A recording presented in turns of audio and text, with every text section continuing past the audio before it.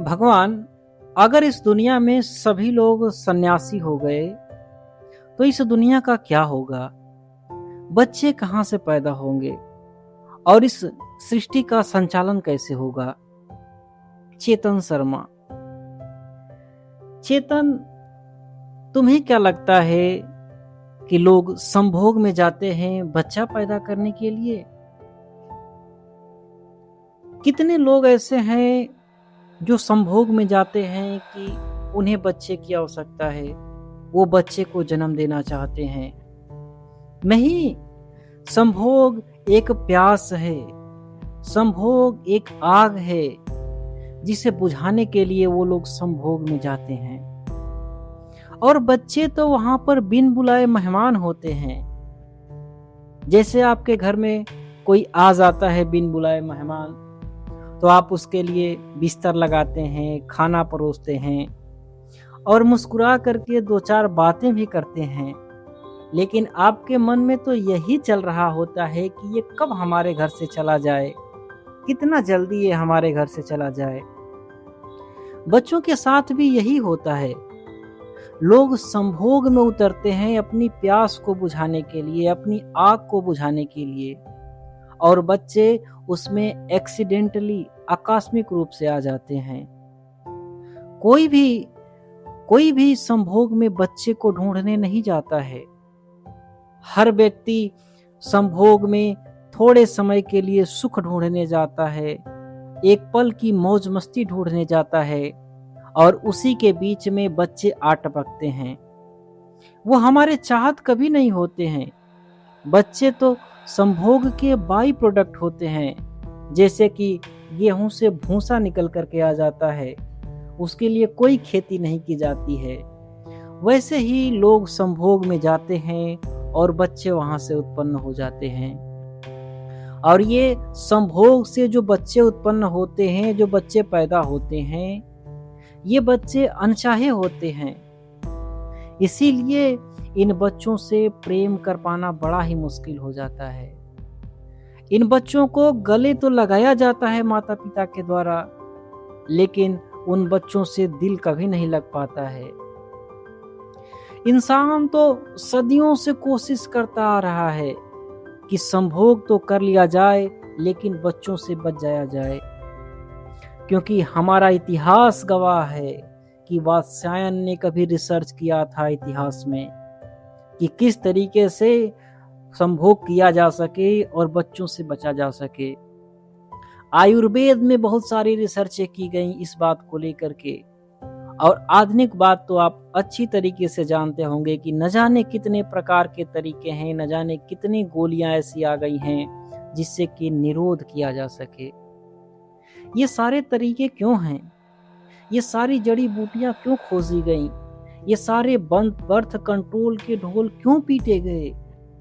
ताकि संभोग किया जा सके और बच्चों की जो जिम्मेदारियां आ जाती हैं, उन जिम्मेदारियों से बचा जा सके। क्या आपको लगता है कि कोई पुरुष संभोग में बच्चे के लिए जाता है? कभी नहीं जाता। जो किसी भी पुरुष की इच्छा भी होती है कि मेरा बेटा हो, तो उसे सिर्फ और सिर्फ बेटा चाहिए होता है, बेटी नहीं चाहिए होती है। और क्यों? क्या वो प्रेम करना चाहता है बच्चे से?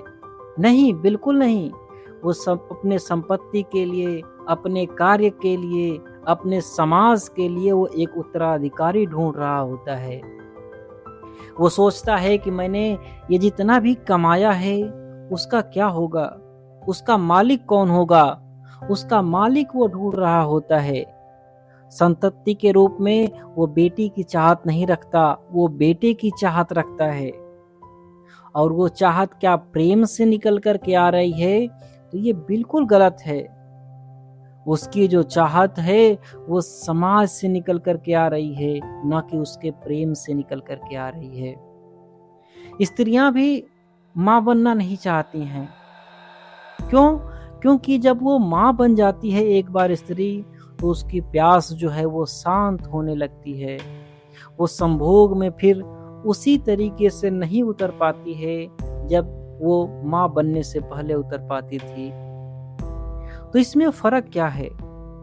लेकिन पुरुष पुरुष वही नहीं रह पाता। पुरुष की इच्छाएं जो है वो कभी शांत नहीं होती हैं। स्त्री की इच्छा माँ बनने के साथ ही शांत हो जाती है। अगर हर एक व्यक्ति ब्रह्मचर्य में हो जाए तो बच्चे कहाँ से आएंगे? मैं कहता हूं कि थोड़ी देर के लिए आप रुकिए। ब्रह्मचर्य का मतलब संभोग का अंत कतई नहीं होता है। ब्रह्मचर्य का मतलब है संभोग को समझना, उससे पार निकल जाना, एक नए अर्थ में संभोग को समझना। हाँ, ब्रह्मचर्य से भी बच्चे पैदा होते हैं, लेकिन वो बच्चे आज की तरह अनचाहे बच्चों की तरह वो नहीं होते। वो बाई प्रोडक्ट नहीं होते हैं, वो संभोग के सृजन होते हैं, वो ब्रह्मचर्य के परिणाम होते हैं। संभोग तो एक भूख है जिसमें डूबते हैं और उसका नतीजा बच्चों के रूप में निकल करके आता है। लेकिन ब्रह्मचर्य एक माध्यम बनेगा। जैसे हवाई जहाज से अगर आप दिल्ली आना चाहते हैं तो हवाई जहाज से आप प्रेम नहीं करते। हवाई जहाज बस एक साधन है जो आपको अपनी मंजिल दिल्ली तक पहुंचा देती है। वैसे ही ब्रह्मचर्य में संभोग एक साधन बनेगा, बच्चों को लाने का एक साधन बनेगा, एक नई जिंदगी को जन्म देने का साधन बनेगा।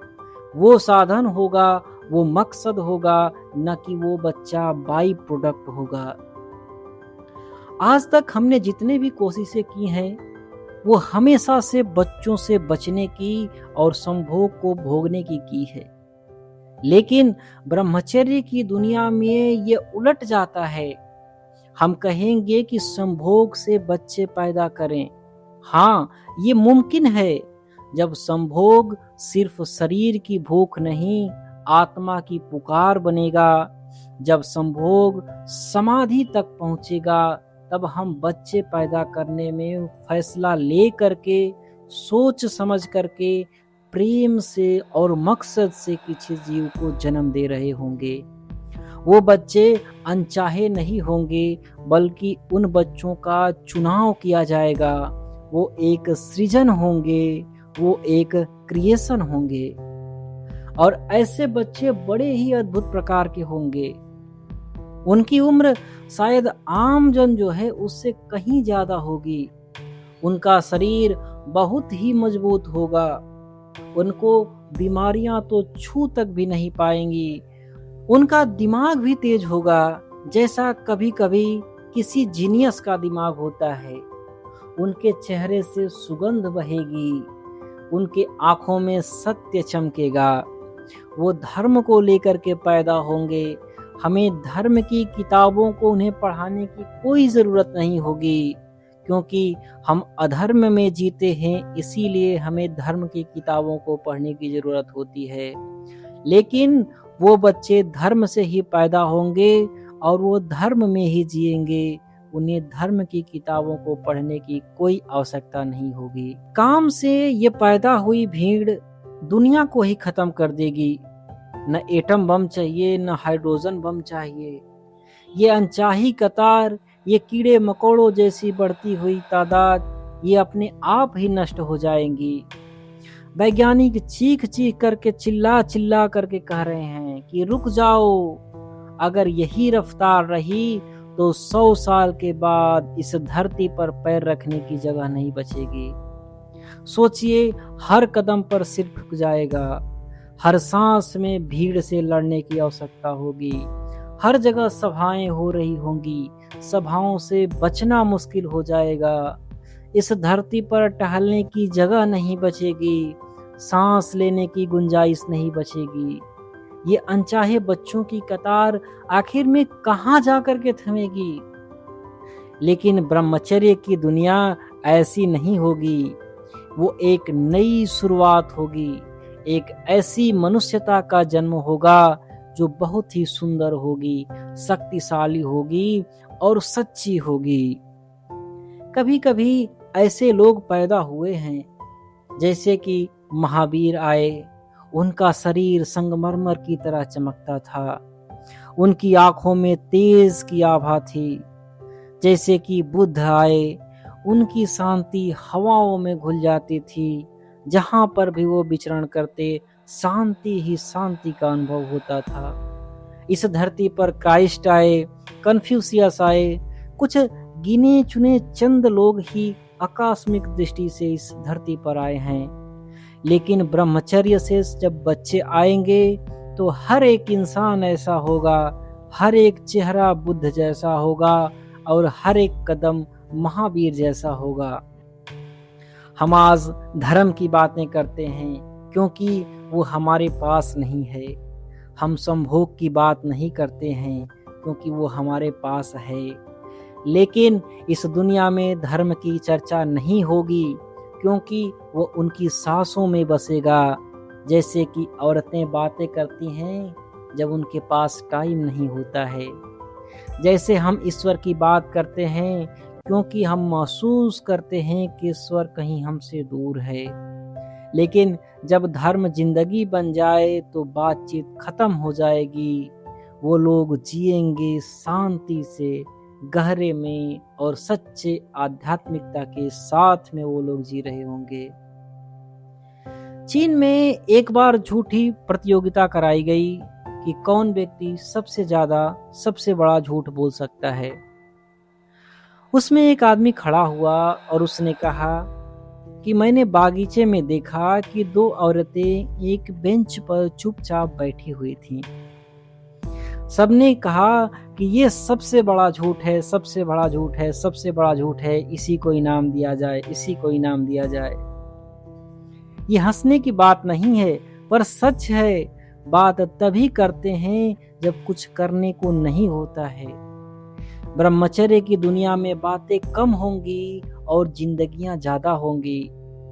उस दुनिया में परमात्मा को जानना ऐसे होगा जैसा कि हम सोते हैं, तकिया लगाया, आंखें मूंदी और नींद आ गई। लेकिन आज न्यूयॉर्क में लोग गोलियां खा करके सोते हैं। वैज्ञानिक कहते हैं कि 100 साल के बाद कोई भी सहज नहीं सो पाएगा।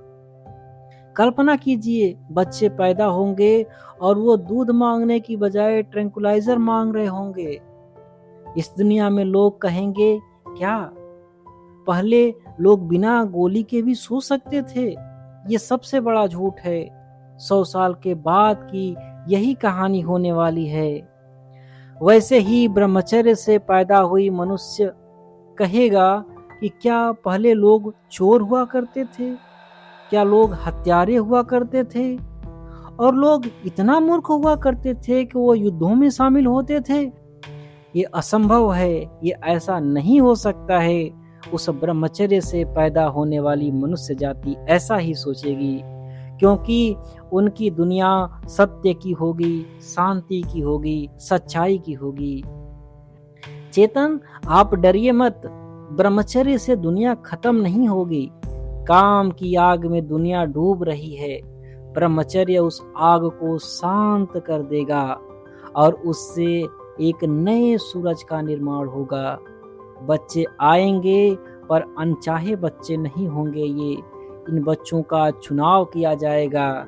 वो संभोग के गुलाम नहीं बल्कि सृजन के फूल होंगे वो।